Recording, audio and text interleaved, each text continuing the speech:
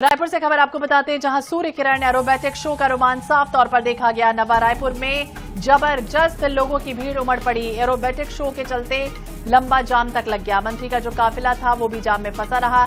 मंत्री राजेश अग्रवाल भी जाम में फंसे रहे। जिस तरह का एरोबैटिक शो हुआ, छत्तीसगढ़ राज्योत्सव का अवसर समापन आज होना है और ऐसे में रायपुर में भारतीय वायुसेना की सूर्य किरण एरोबैटिक टीम ने जिस तरह से आसमान में रोमांचक दिखाया, करतब दिखाया, उसके बाद देखिए किस तरह के हालात यहां पर बने रहे।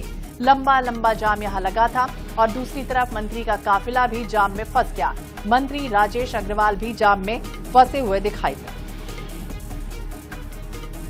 जो तस्वीरें देखिए सामने आई, ये उस वक्त की तस्वीरें हैं जब भारतीय वायुसेना की सूर्य किरण एरोबैटिक टीम ने जिस तरह से आकाश में रोमांचक करतब दिखाए, नई नई आकृतियां बनाई। उसके बाद लेकिन यहां पर नवा रायपुर में हालात देखिए किस तरह के बने रहे। जब लंबा जाम रहा, लोगों को आने जाने में बेहद परेशानियों का सामना करना पड़ा और साथ ही साथ मंत्री राजेश अग्रवाल भी जाम में यहां पर फंसे रहे।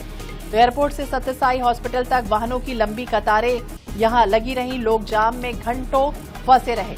ज्यादा जानकारी के लिए बात करेंगे विशेष संवाददाता गौरव शर्मा, हमारे सहयोगी हमारे साथ जुड़ गया है। गौरव, जिस तरह का यहां पर ये जाम लगा रहा, लोगों को आवाजाही में बेहद दिक्कतें हुई, तो वहीं मंत्री राजेश अग्रवाल भी यहां फंसे रहे।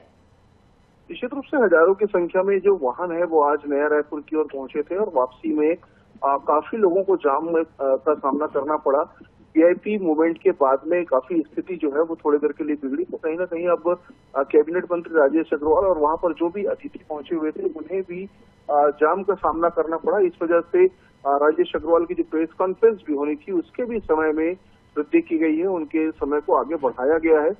जो वीआईपी नवा रायपुर पहुंचे थे उन्हें रायपुर लौटने में परेशानियों का सामना करना पड़ रहा है। यही स्थिति जो है वो आम लोगों के साथ भी है। नवा रायपुर से लेकर एयरपोर्ट के रास्ते में लगातार जाम की स्थिति बनी हुई है और इसका जो प्रभाव है रायपुर की सड़कों पर भी देखने मिल रहा है। रायपुर में भी चाहे वो तेलीबांधा का इलाका हो, एक्सप्रेसवे का इलाका हो, वहां पर भी जाम की स्थिति बनी हुई है।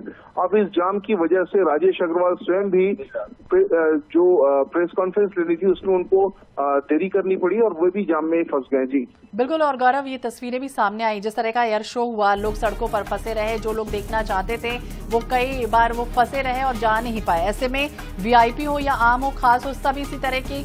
लेकिन अपडेट अब क्या सामने आ रहा है, अब क्या स्थितियां हैं, क्योंकि अब तो काफी टाइम हो गया एयर शो को।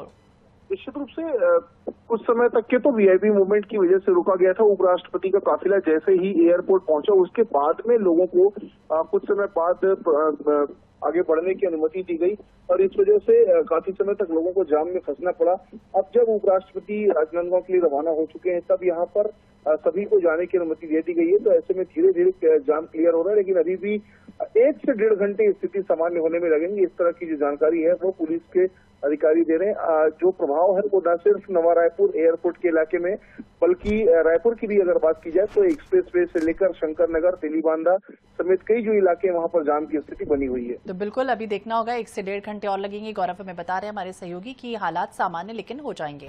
बहुत बहुत शुक्रिया तमाम जानकारी के लिए। नवा रायपुर में एयर शो देखने के लिए आज सड़कों पर लोग फंसे रहे। लंबी लंबी वाहनों की कतारें यहाँ पर लगी रही और कुछ मंत्री तक यहाँ पर फंसे दिखाई दिए।